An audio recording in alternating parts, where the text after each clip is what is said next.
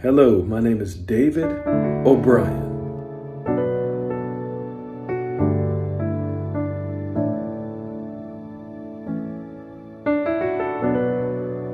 And I'm here for your success in the areas of purity.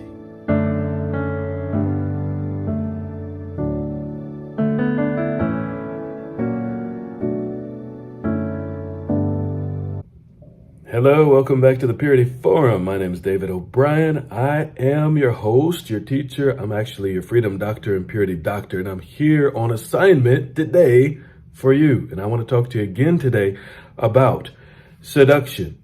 Does it happen in peacetime or wartime? This is part 2. Really, it happens in peacetime. You got to understand how things work.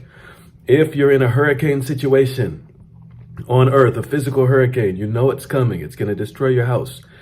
You will immediately find your best jewels in the house, your most important things, the things you need. You'll pack them, you'll get them ready. You will put up, boards on your windows, whatever you need to reinforce what you're doing to make sure you're safe. You'll secure your environment. You'll look outside constantly to make sure, is it okay? Are we okay? It's because that is wartime. That's disruption time. That's the time where there's a big challenge and possible pain involved and loss. And you're very aware of it. You're alert automatically, naturally. This is called wartime.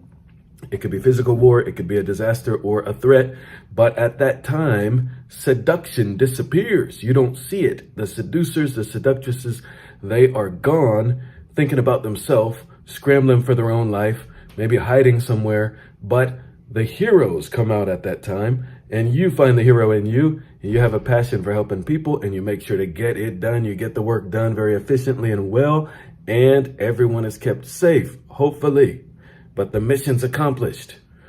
Peacetime, on the other hand, is, in my opinion, the greatest challenge of all. And that's when the war's over, or when there is no war, there is no problem, there is nothing to solve, nothing to fix. There's no threat, there's nothing to be consciously aware of in the physical realm around you.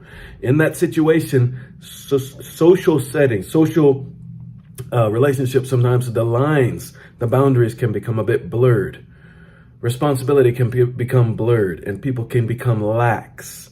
And that's when you need to be careful. This is very important and very practical what I'm sharing with you today, because this applies to every single human life. God created seasons in our lives. He created different things, times and seasons and things we go through. And he said, always be on the alert. When we're on the alert, it says, and basically in season and out of season, be ready.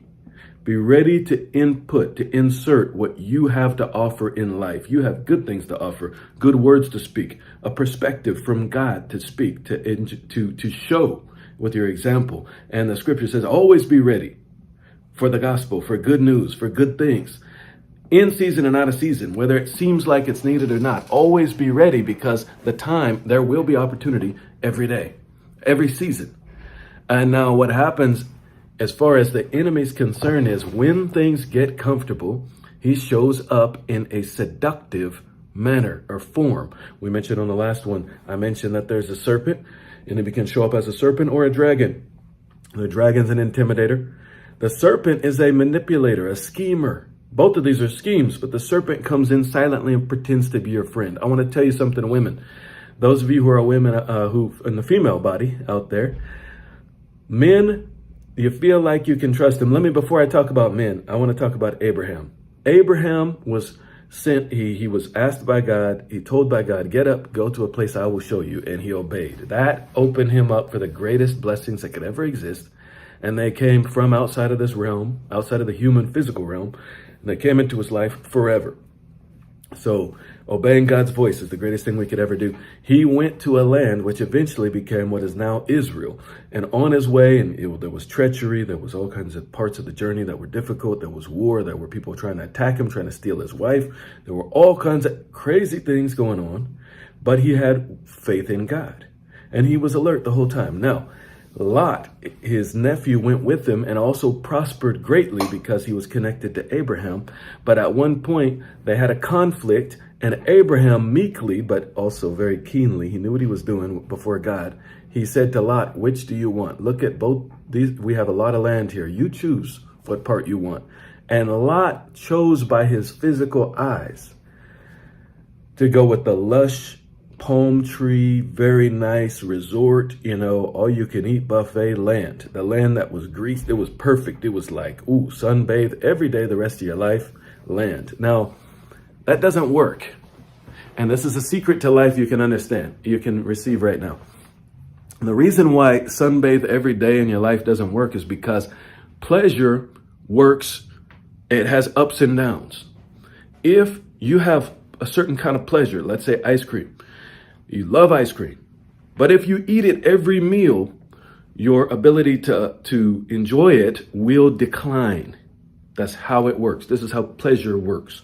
So the way God created seasons, spring is more pleasant than winter for most people. But you won't enjoy spring if you have it all the time. So if you live in a very resortish, in Hawaii or somewhere amazing like that, then you should leave there sometimes and go to places like Alaska just to enjoy differences. So that's just a secret I want to share with you. But listen, Lot and Abraham had this split, and Lot left, and he chose the lush, perfect, beautiful, wonderful, rich-looking land. He was thinking by physical eyes, physical riches, and he missed out on what God had for him. And what ended up happening was Abraham was on it looked like it was rocky, stony ground, but it was level ground for him, for alertness, for him and God. And Lot ended up in Sodom. He chose Sodom and Gomorrah, that area, and it was just so nice. Oh, pleasing the flesh, the physical body, the senses. But eventually, his family, his mind, his life got slaughtered. He lost his alertness. He lost his ability to work. He lost his ability to fight. He could not fight. And when he was captured one day, it took Abraham to come rescue him. So I'm sharing all this for you because when you understand these principles, you can make wise choices in your life. Never step on someone to get to where you're going. Trying to find a lush, nice place. Never disrespect people and do things like that, like Lot kind of did, because you'll end up in a place that's different than what you thought. Because there are serpents and snakes there that only you can't even see them. They're camouflaged and they show up, they bite your daughters. That's what happened with Lot. His daughters, they went down in the sexual area. I won't even get into the story. You can read it for yourself in the book in the Bible. So what matters here is choose God's best for you, his way for you. And it sometimes has a package or a container that looks camouflage. It doesn't even look like it's something you want in life. When God tells you to do something, go do it, because you'll find a mix. What seems like hard seems like wonderful. But what matters is God is in it constantly. You're in it. Your faith is in it. And your alertness is there. And then he's protecting you throughout. And the world, the human, like the physical, sensual type people, they won't choose that. They wouldn't want it. They don't want it. They think it's bad. They can't see the good in it, but you can see God in it. Now, I said I'd talk to you women about men. Boys who obviously have a lust problem, they're after you. You can tell they're just trying to trick you, get you in bed. That kind of man is obvious. You're not going to probably fall to that man. Stay away from him. But the one who comes to you and says, gets you a purity ring and says, we're just going to, we're going to be abstinent until marriage because I respect you. I want to make sure you're this. Test that man. Test him, because that is not wartime. That's peacetime. And there's a very good chance he's a schemer and he's after you in a worse way. And he'll leave you like a slug leaves with a trail of nastiness. Don't fall to that man.